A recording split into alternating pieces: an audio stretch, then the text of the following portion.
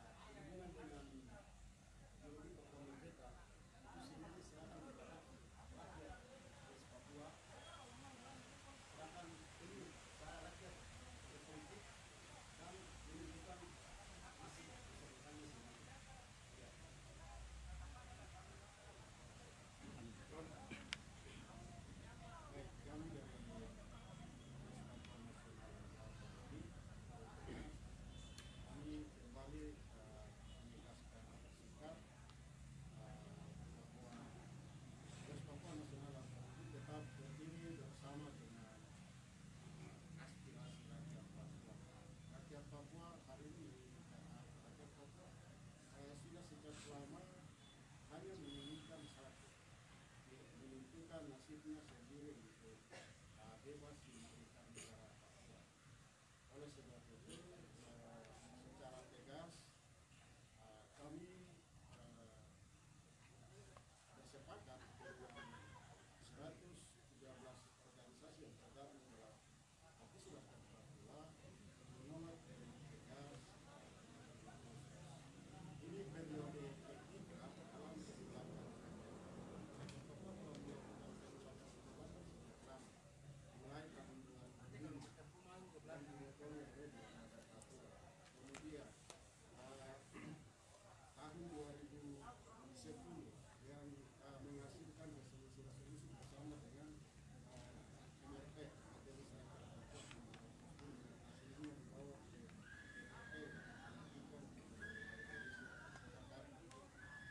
dan hari ini 113 organisasi yang tergabung dalam MRP kembali menugaskan penolakan. Jakarta rupanya seperti tadi rekan-rekan saya sudah sampaikan bahwa otonomi khusus merupakan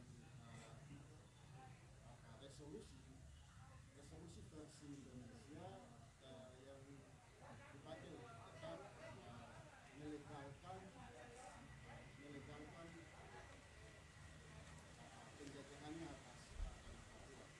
Semua ini karena bagaimana supaya menguasai kekayaan alam rakyat Papua tidak pernah diinginkan, tetapi kekayaan Papua tetap diinginkan oleh pemerintah Indonesia. Hal ini terbukti rakyat Papua hari ini mengungsi di wilayah-wilayah mereka, meninggalkan wilayah-wilayah mereka seperti di Duga, di Intan Jaya, di Maibrat. Rakyat Papua meninggalkan kampung halaman mereka.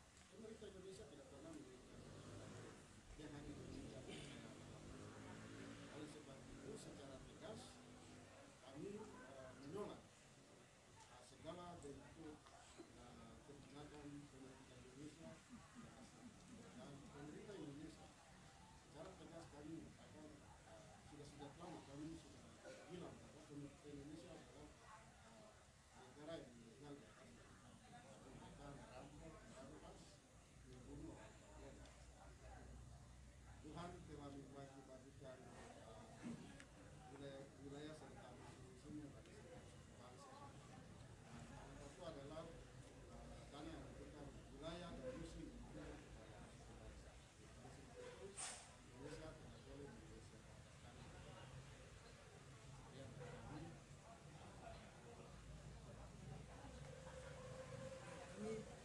dari masyarakat adat independen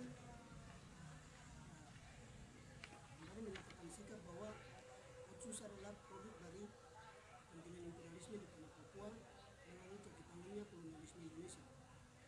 Keberadaan Otsus di Papua membawa malapetaka untuk masyarakat adat Papua itu sendiri. Masyarakat adat Papua adalah korban dari kepentingan kolonialisme imperialisme di atas tanah Papua. Otsus Jilid 1 dan Otsus Jilid 2 yang sekarang melalui setiap dimenangkan oleh didorong secara paksa tanpa proses demokrasi yang masuk akal,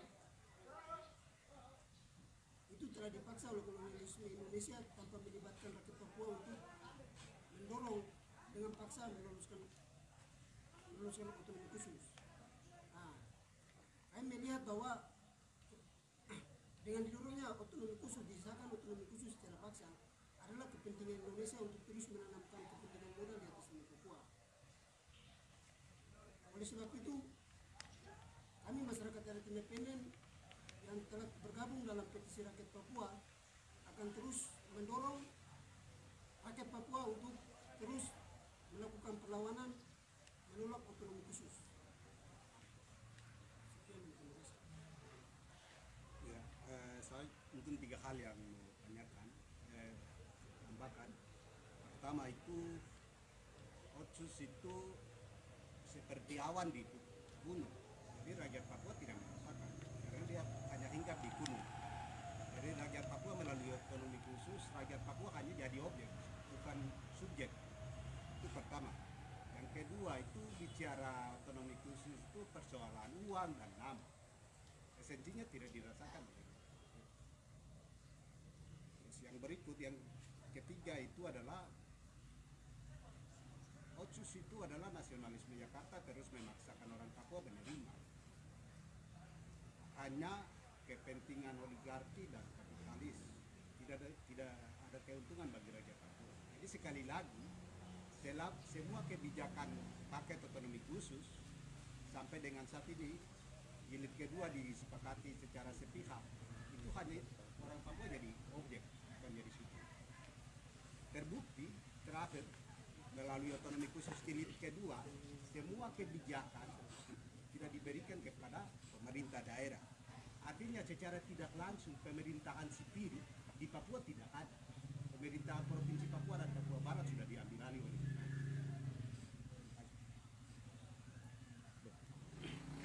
Ya, baik.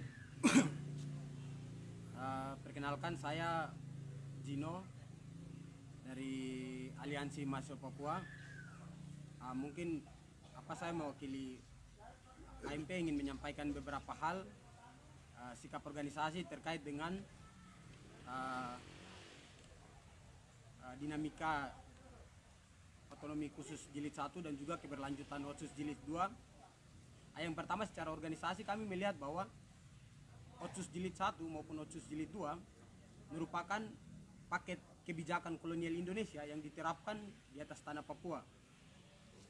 Nah, melalui paket kebijakan kolonial Indonesia di atas tanah Papua ini, jika kita tarik lagi kembali ke sejarah, dalam masuknya kolonial Indonesia ke Papua itu dibarengi dengan kepentingan kapitalisme. Masuknya kolonialisme Indonesia di Papua itu dibarengi atau diboncengi dengan kepentingan kapitalisme yang kemudian melakukan eksploitasi besar-besaran. Dan kerja-kerja itu kemudian disukseskan melalui aparatur negara yang represif atau TNI Polri. Nah, oleh sebab itu secara organisasi kami menyatakan sikap untuk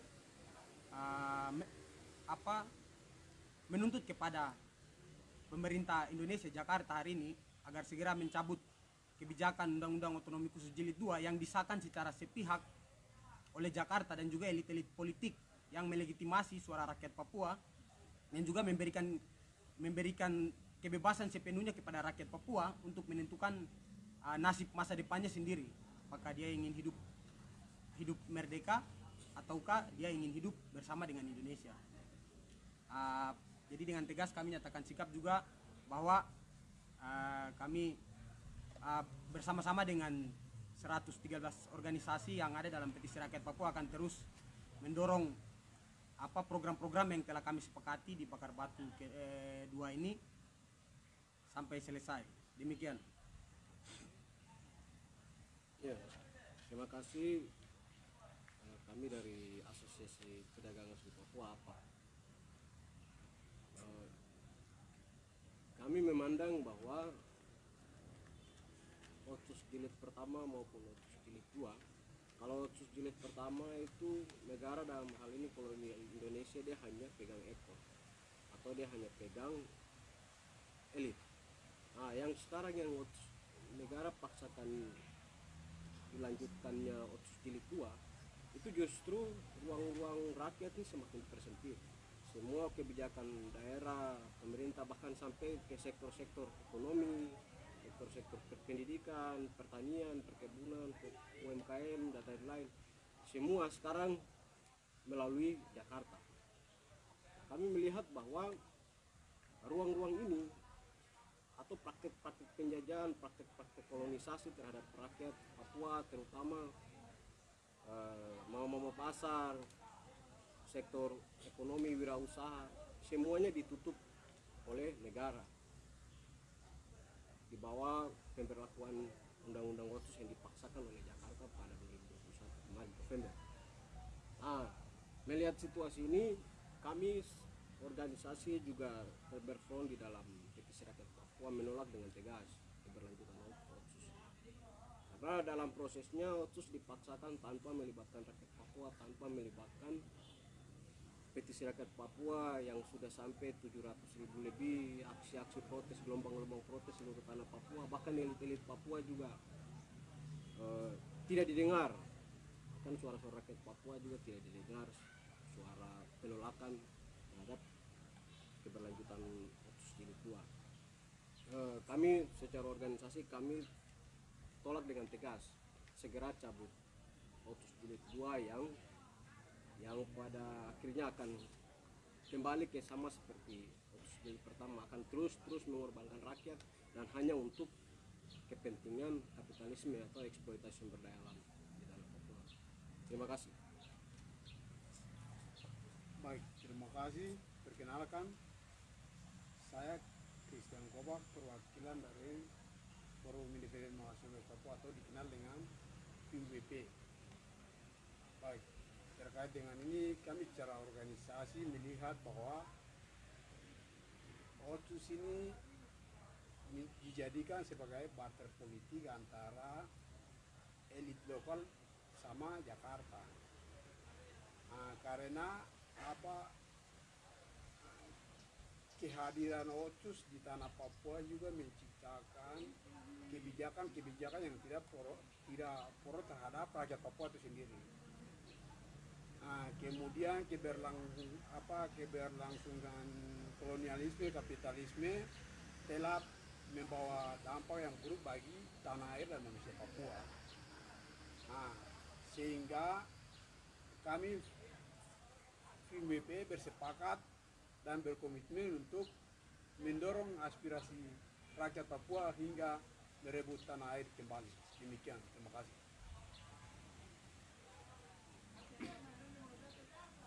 Baik, terima kasih.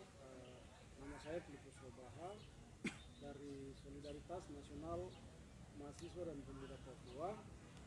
Kami Zona Mapo juga terlibat di dalam petisi rakyat Papua atau Otsus Jilid 2. Ini di tahun yang baru, tahun 2022, kami masih tetap konsisten bersama-sama dengan PRP untuk melakukan penolakan terhadap Otsus Jilid 2. Kenapa kami merasa bahwa Otsus itu harus ditolak? Ya, secara hukum tapi juga secara politik tadi sudah disinggung oleh beberapa teman-teman perwakilan dari organisasi yang juga ada di dalam PRP. Kami Zona Mapo sendiri tolak pertama, ya menurut hemat kami secara logika atau filosofi orang ini makanan basi Otsus ini. Ini Otsus makanan basi yang terus diolah kembali untuk dikasih makan ke orang Papua.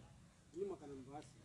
Maka kami merasa bahwa orang Papua kalau tidak mau mati lewat otonomi khusus yang dikasih, maka orang Papua harus melakukan pengorganisiran diri bersama-sama dengan petisi rakyat Papua untuk melakukan penolakan atas otonomi khusus Jilid 2 yang dipaksakan. Kalau Otsus itu dikasih dengan niat yang baik oleh pemerintah Jakarta, maka pemerintah Jakarta tidak bisa memaksakan. Pemerintah Jakarta harusnya melakukan konsultasi yang luas kepada rakyat Papua terkait dengan Otsus. Tapi faktanya itu tidak terjadi. Artinya bahwa ini perlu dicurigai. Kenapa dipaksakan? Tapi juga di pemerintah Jakarta ini juga aneh, sangat aneh menurut saya. Kalau ada sesuatu yang bertentangan dengan ideologi Pancasila atau ada yang coba-coba menentang Pancasila, itu dia akan dikriminalisasi, bahkan akan diburu habis-habisan. Kalau ada yang lawan Pancasila dalam Republik Indonesia. Dan Otsus ini sebenarnya sangat-sangat tidak Pancasilais, tapi kok kenapa dipaksakan di Papua? Demokrasi Pancasila itu kan kerakyatan yang dipimpin oleh hikmat dan jadi artinya harus ada suara terbanyak. Harusnya aspirasi itu dia naik dari rakyat, dari orang banyak baru harus disahkan. Tapi Otsus ini tidak. Ini kepentingan segelintir orang, elit Jakarta, tapi juga orang Papua perut besar, mata uang, mata perempuan. Orang ini yang sahkan barang ini, sahkan Otsus ini. Jadi ini tidak, sangat-sangat tidak Pancasilais. Sehingga kami dari Zona Mapo bukan cuma menghimbau kepada orang Papua untuk tolak otsus yang adalah makanan basi. Tapi juga kami menghimbau kepada seluruh rakyat Indonesia, tapi juga orang-orang Indonesia, para elit Indonesia yang membela Pancasila, itu harusnya tolak otsus, karena otsus ini tidak Pancasilais. Ini sesuatu yang dipaksakan, bukan hasil rakyat, bukan hasil suara banyak, suara terbanyak. Ini hasil kompromi perselingkuhan antara orang Papua, elit Papua dengan elit Jakarta, untuk dapatkan anak haram yang kemudian orang Papua repot-repot kasih hidup. Wah, ini gila. Jadi kami dari Solidaritas Nasional Mahasiswa Papua, kami masih tetap konsisten dengan petisi rakyat Papua tolak otsus jilid 2 untuk bukan cuma tolak, bukan kembalikan kepada Jakarta, tapi atas nama rakyat Papua, atas nama tulang belulang orang Papua, atas nama Tuhan Allah pencipta langit dan bumi, kami kutuk otonomi khusus di atas tanah Papua. Ada elit Papua yang coba-coba jamu otsus untuk orang Papua, dia akan mati 7 turunan. Dia turunan tidak akan dilindungi di atas tanah Papua, atau dia akan mati semua di atas tanah Papua. Begitu juga dengan pemerintah Jakarta. Selama otsus masih ada di Papua, Jakarta akan terus kena kutuk, akan pernah masuk Piala Dunia. Terima kasih.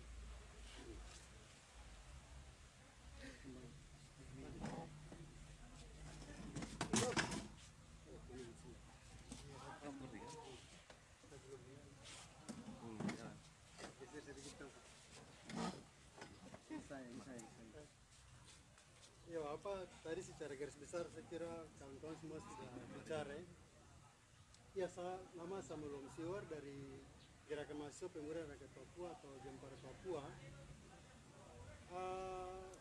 Saya kira dalam implementasi otsus jilid 1 itu sudah jelas sesuai pasal 77 kan aspirasi dari rakyat Papua, terus dilanjutkan ke MRP, nanti tugas gubernur untuk berhadapan dengan pemerintah pusat atau Jakarta untuk mau lanjutkan atau rubah ini undang-undang otsus. Tapi dalam prakteknya undang-undang otsus jilid 2 yang disahkan tanggal 15 Mei lalu itu tidak sesuai dengan mekanisme yang disahkan oleh Jakarta dan elit-elit orang Papua sendiri. Dalam proses perjalanannya sebelum otsus itu ada, kita tahu bahwa di Papua ini ada 9 kabupaten kota yang hidup makmur, hidup bahagia, meskipun waktu itu di bawah tekanan militer juga, tapi orang Papua baik-baik saja. Tapi setelah otsus disahkan sampai tahun 2022 di awal tahun ini, kita tahu di Papua itu sudah ada 42 kabupaten kota dengan 2 provinsi. Benar bahwa Papua dibangun begitu.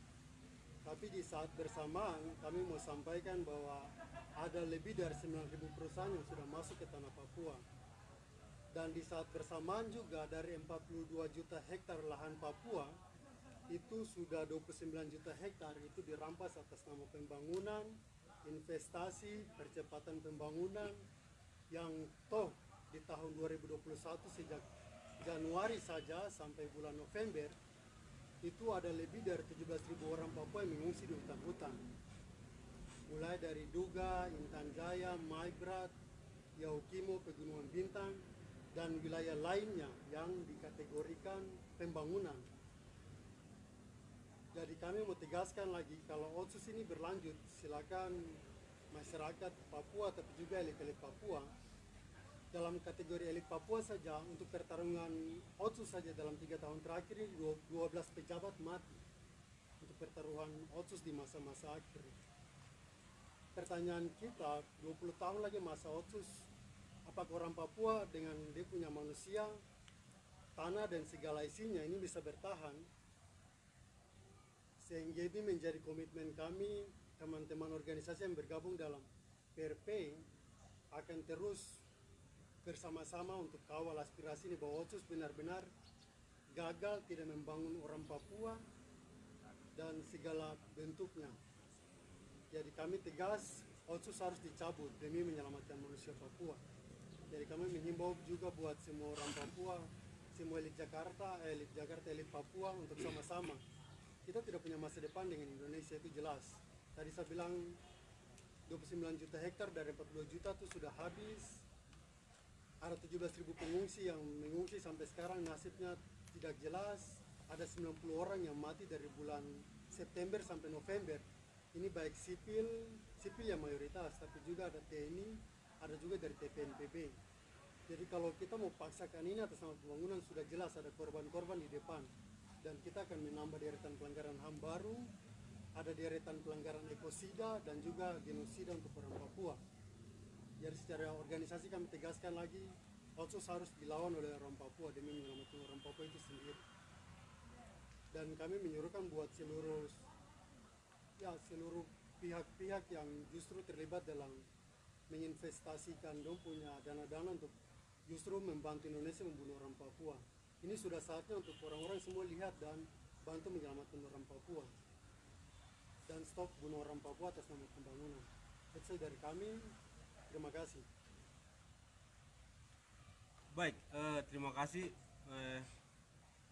Saya di sini sebagai juru bicara Petisi Rakyat Papua, juru bicara nasional, mungkin ingin menegaskan kembali lagi beberapa poin yang sudah kawan-kawan tegaskan, tapi saya ingin mempertegas bahwa bicara soal otsus itu tidak cukup kita bicara soal sisi pembangunan, sisi tidak ada kekurangannya biaya atau lain-lain.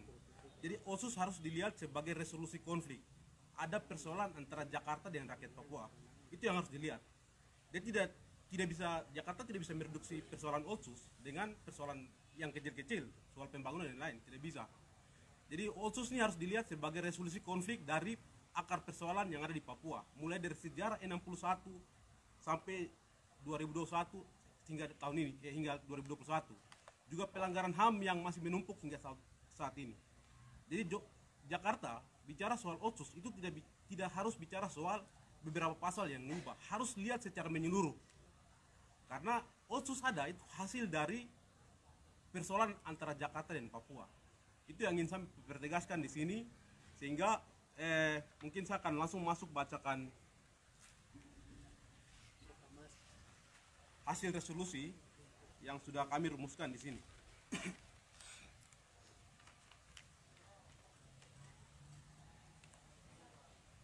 Pernyataan sikap Petisi Rakyat Papua cabut otsus jilid 2.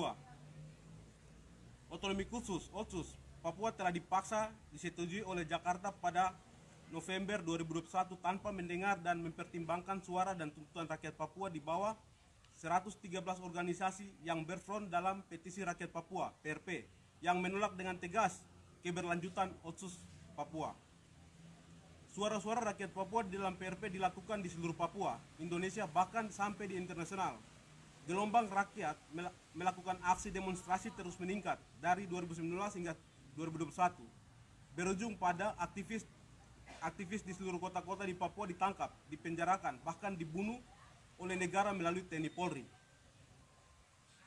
Seluruh rakyat Papua melalui tabulasi petisi tolak otsus di seluruh tanah Papua yang dikerjakan PRP yang diumumkan hingga mencapai 18.179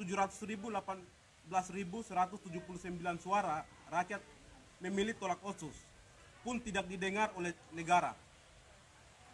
Gelombang protes juga berujung pada penangkapan Victor Yemo, juru bicara internasional PRP, dan banyak aktivis di Indonesia dan Papua. Kami melihat dan memahami bahwa kepentingan negara paksakan otsus untuk berlanjut tidak terlepas dari negara dalam memaksakan Omnibus Law menjadi undang-undang dan beberapa undang-undang yang direvisi oleh negara. Kepentingan ini tak lain adalah kepentingan kapitalisme, kolonialisme, dan militerisme di Papua. Pengiriman TNI Polri, dan BIN terus berlangsung hingga hari ini. Eksploitasi sumber daya alam seperti Blok Wabu, pertanian di Kerom, Yaukimo, perkebunan sawit di Merauke, Nabire, Sorong, dan lain-lain semakin besar dan meningkat. Omnibus Law, Undang-Undang Otsus, dan semua undang-undang yang dipaksakan diberlakukan adalah untuk kepentingan investasi pengusaha-pengusaha besar internasional dan nasional, dan dibackingi oleh kekuatan TNI Polri dan BIN dengan jumlah yang sangat besar.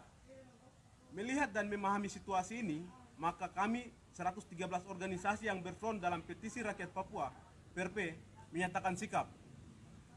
1. PRP dalam manifestasi sikap politik rakyat West Papua yang menolak keberadaan dan keberlanjutan otsus di West Papua. 2. PRP akan mengawal sikap rakyat Papua untuk memperjuangkan hak penentuan nasib sendiri secara damai dan demokratis. 3. PRP menolak Otsus dan bersepakat untuk melanjutkan penggalangan petisi rakyat Papua PRP untuk tahapan ketiga. 4. PRP menolak segala bentuk kompromi dan representasi politik di luar dari sikap rakyat West Papua. 5. PRP berkomitmen untuk mendorong persatuan demokratik dan perjuangan pembebasan nasional West Papua.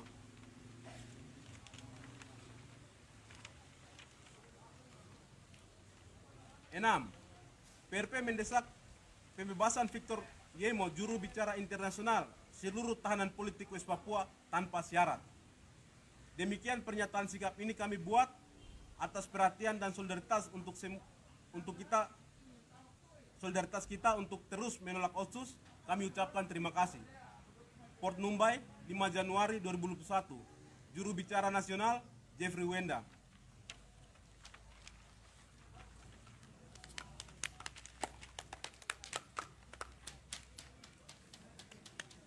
Cukup, Pak? Ada yang mau tambah lagi? Oke, jadi satu hal lagi yang paling penting adalah Undang-Undang Otsus nomor 2 tahun 2021 Jakarta telah dengan secara sepihak telah mensahkan itu.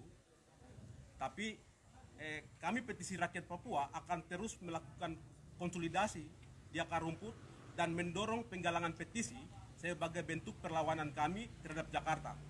Juga mengkonsolidasikan semua organisasi gerakan yang belum tergabung dalam PRP, juga solidaritas internasional untuk sama-sama dengan petisi rakyat Papua menolak Otsus Jilid 2 di Papua.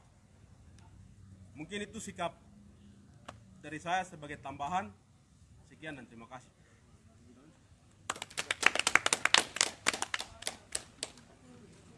Papua Merdeka! Papua Merdeka! Papua Merdeka! Otsus!